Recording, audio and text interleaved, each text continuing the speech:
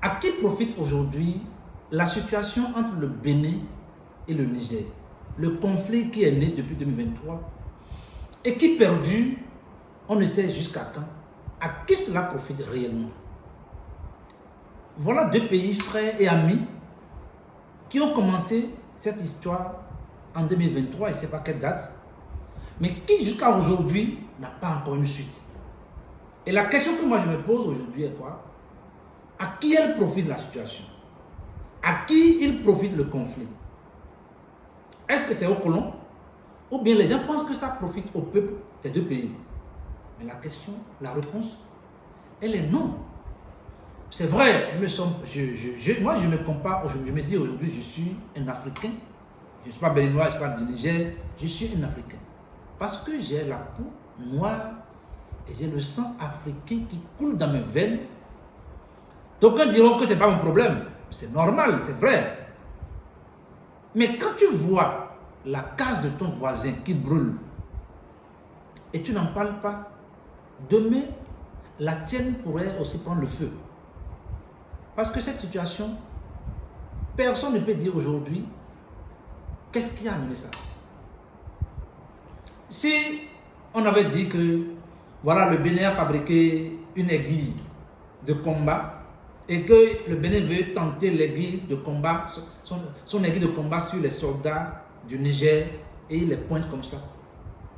Et que ça a mené un conflit où le Niger même a fabriqué un compas pour pointer qui est plus fort que l'aiguille du Bénin. Mais on comprendrait que vous êtes en train même d'essayer quelque chose. Mais il n'y a rien même dans l'histoire. Il n'y a rien. C'est des situations que vous êtes venus voir. La situation que nous vivons aujourd'hui, le terrorisme dont on parle aujourd'hui, mais c'est une situation que des générations ont mis là. Si vous croyez à l'enseignement, à l'éducation que nous avons, qui forment des milliers de chômeurs, et que vos États, vos propres États, vous n'êtes pas capables de trouver de l'emploi à ces jeunes, vous pensez qu'ils sont partis où? Vous pensez qu'ils sont partis où? Ce n'est pas le Français qui a amené les Français pour faire le terrorisme. Ce n'est pas le Pakistanais, l'Américain, l'Européen qui amène les Européens en Afrique pour faire le terrorisme. Ce sont les frères de l'Afrique, ce sont les mêmes personnes de l'Afrique. Mais d'où viennent ces personnes-là? Pourquoi vous êtes là à s'entremêler? D'où viennent ces personnes-là? C'est des ethnies marginalisées. C'est des jeunes chômeurs que l'État même n'a pas pu recadrer. Mais quand vous ne pouvez pas donner à manger aux gens et que quelqu'un voit les failles, il peut les recruter pour dire prends 200 000, prends 300 000, combat tes frères, tue-les. Plus tu les tues, plus moi je donne de l'argent. Et voilà la manière par laquelle moi je veux rentrer en possession de mon argent que je dépense pour que tu ailles tuer tes frères. Vous pensez que ça va s'arrêter? Ça ne pourra jamais s'arrêter. Donc ce qui est l'idéal aujourd'hui est de penser autrement. De penser à faire taire les débats, à vous regarder comme des pays frères pour lutter contre le terrorisme dont on parle. Parce que le terrorisme ne vient pas d'ailleurs. C'est les mêmes Africains qui se tuent entre eux.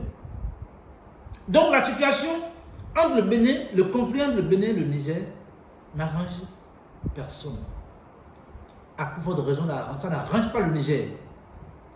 Le président Tiani, le général Tiani qui a pris le pouvoir par les armes, mais il a promis à son peuple quelque chose, non? Mais qu'est-ce qui se fait aujourd'hui par rapport à ces choses-là? Non. En fait, ce n'est pas une guerre, de la presse. Chacun vient s'expliquer au niveau de la presse, l'autre vient dire au niveau de la presse. Au même moment, le peuple souffre. Au même moment, les prix ont augmenté. Tous les produits ont augmenté de prix au Niger. Ce qui est vendu hier à 1000 francs au Niger, aujourd'hui peut-être a triplé de prix, quadruplé de prix. Mais ça ne dit rien à personne. Le président est dans son confort au Niger et ça ne dit rien. Or, le bas peuple souffre. On vient parler à la presse pour dire voilà. Mais ça n'a aucun sens. Ça n'a aucun sens que le sens que vous-même vous donnez. Aucun. Regardez aujourd'hui. Moi, j'ai vu à travers les réseaux sociaux, au moment où des familles pleurent, au moment où des parents pleurent la disparition tragique de leur fils sur les combats. Le combat qui se mène du côté du... Le terrorisme qui frappe au Niger frappe aussi au Bénin. Donc dire que c'est le Bénin qui cautionne le terrorisme, moi je dis que ça je m'inscris en faux. Le terrorisme n'est pas une personne, aucun pays aujourd'hui en Afrique. L'idéal, c'est de vous réunir et de travailler ensemble pour voir d'où la chose est venue. Parce que ne pas faire le terrorisme n'arrange pas le colon. Le colon lui cherche des moyens pour que ça perdure. Mais si vous-même vous voulez rester dans ce schéma-là, ça va perdurer. Au moment où des familles pleurent, leurs enfants, au moment où des parents crient, leurs enfants qui meurent par dizaines, par vingtaines, par trentaines, sur le champ de combat au Niger, qu'est-ce qu'on voit les ministres du gouvernement, qu'est-ce qu'on va faire? Regardez les ministres qui vont faire Gadavo à une ministre. Moi j'ai dit, c'est inadmissible. Des ministres, à plus forte raison des ministres qui sont des militaires, au moment où d'autres militaires ont été abattus, froidement abattus, décapités presque, d'autres festoient, des ministres militaires festoient, et ils vont faire Gadavo à la ministre du Niger, au moment où d'autres familles pleurent. Et dans ça là, vous dites que vous luttez contre le terrorisme. Dans ça là, vous fermez les frontières pour affamer davantage le peuple, pour que le peuple du Niger soit en train de souffrir. Non, moi je pense qu'il va falloir que chacun travaille vraiment dans le bon sens. Ne regardez pas votre bouche, ne regardez pas vos intérêts égoïstes et personnels.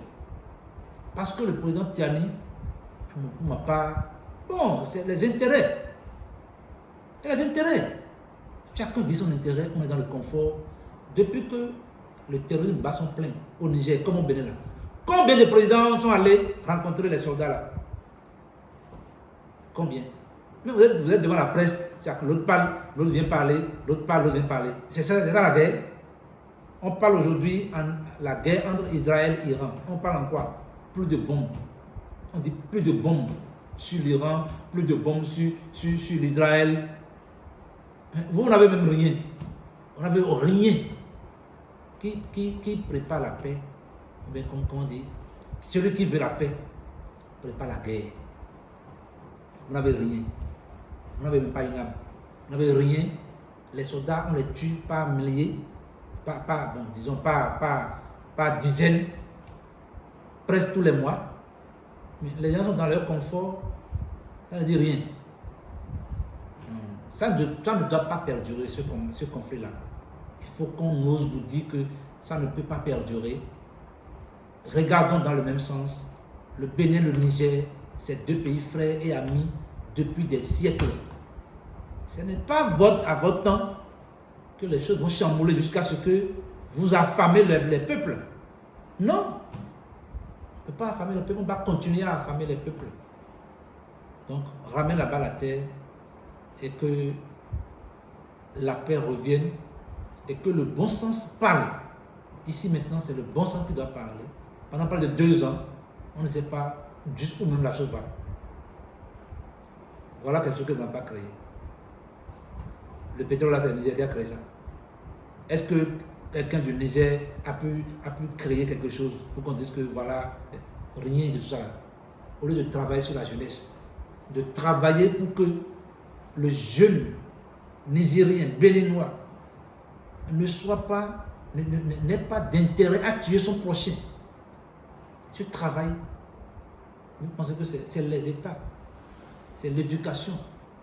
C'est dans ça que vous devrez penser, de faire un conflit qui n'a même pas de sens. En tout cas, non, ça n'a pas de sens. Il va falloir que vous reveniez sur de bon sens. C'était moi. Ciao.